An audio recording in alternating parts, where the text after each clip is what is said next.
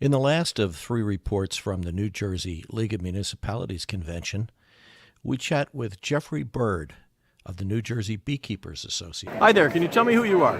My name is Jeff Bird, and I am the first Vice President of the New Jersey Beekeepers Association. Tell me a little bit about the Beekeepers Association. We're a statewide organization. We have a total of 10 branches through all 21 counties. We have approximately 1,200 members. Our primary mission is to educate the public on beekeeping, teach beekeeping classes, and become an advocate for beekeepers throughout the state. I see you actually had some legislation, or a great deal of legislation in recent years. Yes, there were 3 beekeeping bills passed in 2015 that was signed into law in the summer of 2015, and right now the rules and regulations are being hammered out with the Department of Agriculture. And this is legislation that you supported, I assume, right? We support the legislation. We're having a few bumps in the road right now regarding the rules and regulations. The rules right now, it's mostly involving density and keeping bees in suburban or populated areas. The original guidelines were that if you had a quarter-acre parcel of land with your house, you could have up to three beehives on your property. Now that has been changed to where if you have less than a quarter acre, you cannot have bees on your property at all.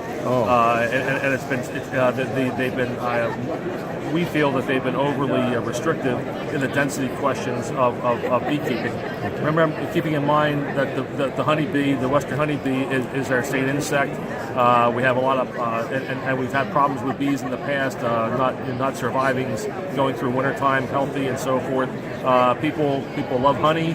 And obviously, honeybees are responsible for a tremendous amount of pollination throughout New Jersey, predominantly with blueberries and apples and other fruits and vegetables. Right, and I actually have a friend in downtown Trenton, in a residential area there, who has a hive in his backyard. We won't identify him so that he doesn't get taken away in handcuffs because of a density problem. But he's had no problems at all with the bees. Well, again, it's all a lot of common sense approaches. Right. About knowing what you're doing and trying to understand what the bees are going to be doing so that we can keep them as friendly neighbors. Great. Are you making any headway at all with the disease problem, or is it as bad as ever? The disease it's been predominantly as a result of something called a varroa mite, which came in from Asia back in the 1988 and it was late 80s.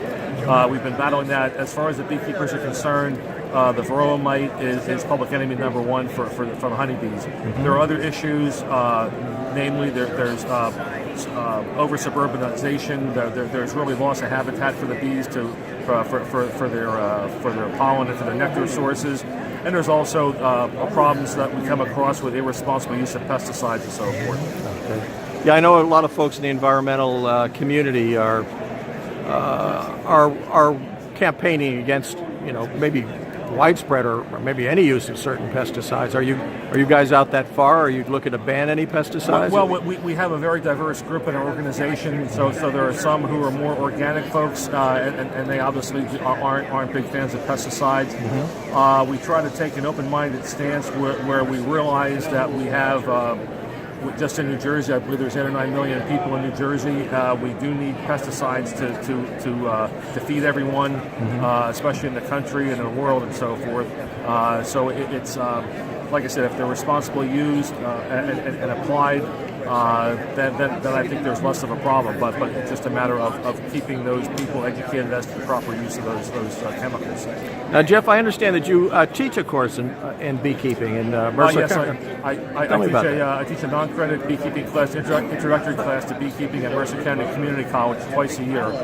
We do it in the fall and in the spring, and as a matter of fact, we just got the scheduled book came out yesterday in the mail, so we're starting out as the continuing education service center for Mercer County Community College.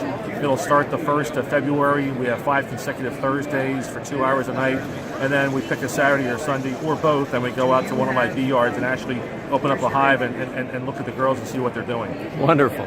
Now, how would people get in touch with you or your organization if they were interested in this or other things about bird? Our website is www.njbeekeepers.org. and that should start you off to a pretty good path of information and knowledge to what we're doing and what we're up to, our schedules and so forth. Get you where you want to go. Huh? Yes. All right. Well, thank you very much for your time, and good luck to your My pleasure. organization. Thank you very much. Thank you.